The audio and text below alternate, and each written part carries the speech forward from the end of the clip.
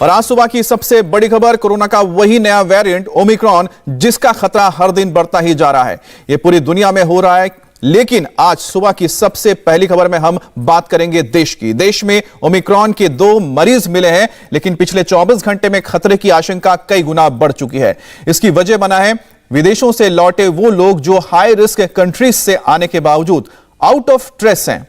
देश के 7 बड़े राज्यों में से ऐसे सैकड़ों लोगों को डेटा सामने आया है जिन्होंने गाइडलाइन के मुताबिक एयरपोर्ट पर कोरोना टेस्ट कराने की बजाय किसी तरह से चकमा देकर निकलने में कामयाबी हासिल की और अब तक पुलिस प्रशासन के कांटेक्ट में नहीं आ पाए हैं।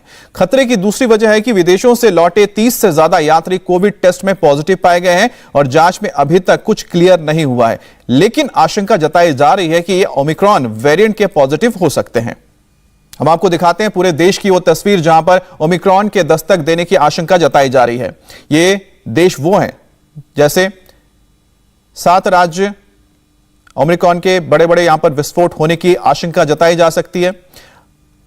कर्नाटक, आंध्र प्रदेश, महाराष्ट्र, राजस्थान, गुजरात, दिल्ली, छत्तीसगढ़, उत्तर प्रदेश। तो ये वो राज्य हैं जहां आशंका जताई जा रही है कि यहां पर मरीज मिल सकते हैं। और सबसे बड़ी चिंता की बात है कि अगर यहां पर ज्यादा लोग पॉजिटिव पाए जाते हैं तो फिर दिक्कत हो सकती है और कई लोगों के यहां से गायब हो जाने से और भी चिंता बढ़ गई है। यह आशंका और चिंता इसीलिए कि कोरोना का ये वेरिएंट ओमिक्रॉन इतना तेज है कि कुछ सेकंड्स में एक व्यक्ति से दूसरे और एक शहर से दूसरे शहर पहुंच सकता है। जो गलती यूरोप और अफ्रीका में हुई है, वो गलती अगर हमने कर दी तो तीसरी लहर आने से कोई रोक नहीं सकता। हम आपको राज्य के हिसाब से अब हालात बताते हैं। सबसे पहले कर्नाटक, जहां पर ओमिक्रॉन के 2 केस कंफर्म हैं, लेकिन दक्षिण अफ्रीका से आए 10 यात्री लापता हैं।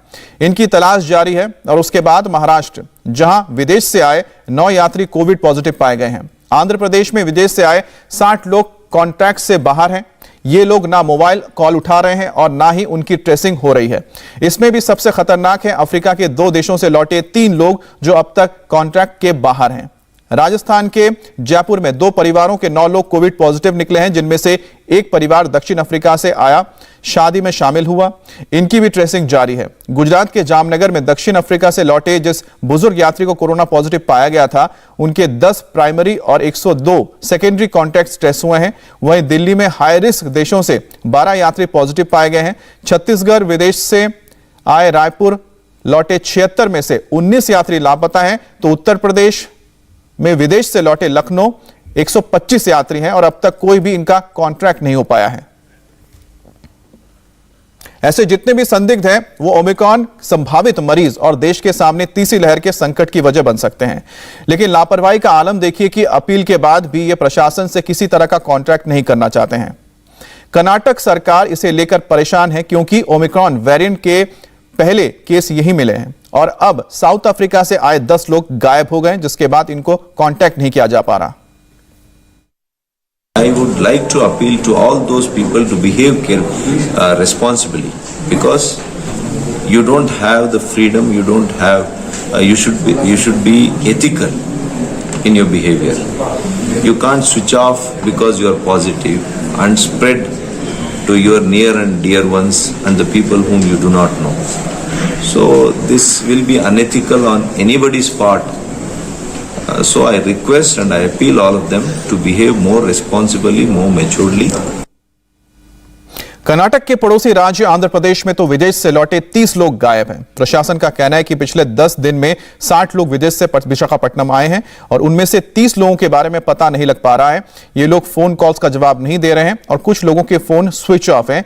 जो 60 लोग विदेशों से विशाखापट्टनम आए, उनमें से 3 साउथ अफ्रीका और 6 बोत्सवाना से आए हैं। इन लोगों में से 6 का पता लग गया है, जबकि 3 की तलाश की जा रही है। जो 3 लोग गायब हैं, उनमें से 1 साउथ अफ्रीका और 2 बोत्सवाना से लौटे हैं। इंडिया टीवी हर वक्त हर जगह डाउनलोड करने के लिए सर्च करें India TV news Google play store या ऐप स्टोर पर।